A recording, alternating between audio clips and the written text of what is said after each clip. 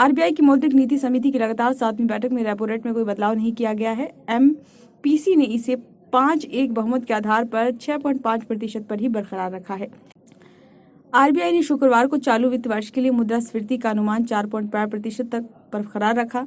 ये पिछले वित्त वर्ष 2023-24 के 5.4% के अनुमान से कम है। आरबीआई के गवर्नर शक्तिकांत दास ने चालू वित्त वर्ष की पहली द्विमासिक मौद्रिक समीक्षा पेश करते हुए कहा कि इस वर्ष मानसून की स्थिति को सामान्य मानते हुए चालू वित्त वर्ष के लिए उपभोक्ता मूल्य सूचकांक आधारित मुद्रास्फीति के 4.5% रहने का अनुमान है। पहली तिमाही में मुद्रास्फीति के 4.9%, दूसरी तिमाही में 3.8%, तीसरी तिमाही में 4.6% और चौथी तिमाही में 4.5% रहने की संभावना है। आरबीआई ने चालू वित्त वर्ष 2024-25 के लिए जीडीपी वृद्धि दर के अनुमान को 7% पर बरकरार रखा है। ये 2023-24 के लिए 7.6% के अनुमान से कम। आरबीआई ने अपनी फरवरी की मौद्रिक नीति में 1 अप्रैल से शुरू होने वाले वित्त वर्ष के लिए सकल घरेलू उत्पाद की वृद्धि दर 7% रहने का अनुमान लगाया था।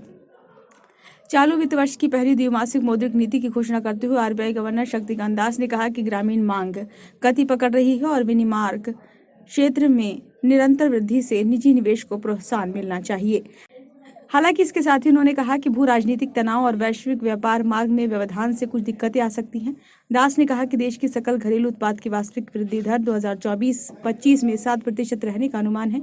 जून तिमाही में आर्थिक वृद्धि दर 7%, सितंबर तिमाही में 6.9% रहने का अनुमान है। चालू वित्त वर्ष की तीसरी और चौथी तिमाही में अर्थव्यवस्था के 7% की दर से बढ़ने की उम्मीद है।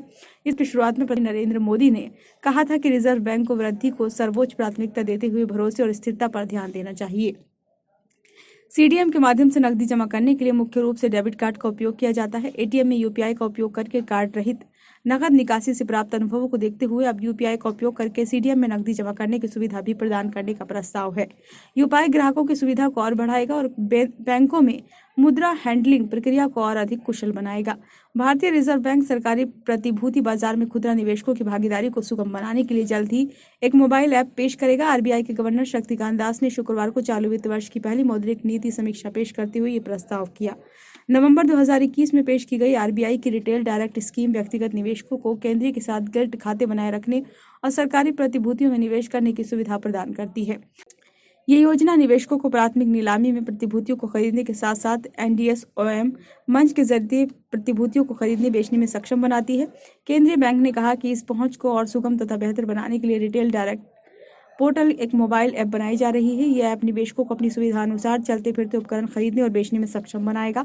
ऐप शीघ्र ही उपयोग के लिए उपलब्ध होगा। भारतीय रिजर्व बैंक ने शुक्रवार को चालू वित्त वर्ष की पहली द्विमासिक मौद्रिक नीति समीक्षा में नीतिगत दर रेपो में कोई बदलाव नहीं किया और इसे 6.5% पर बरकरार रखा। महंगाई को 4% पर लाने और वैश्विक अनिश्चितता के बीच आर्थिक वृद्धि को गति देने के मकसद से नीतिगत दर को यथावत रखा गया है। ये लगातार 7वां मौका है जबकि रेपो दर में बदलाव नहीं किया गया है। ब्यूरो रिपोर्ट, नई दिल्ली।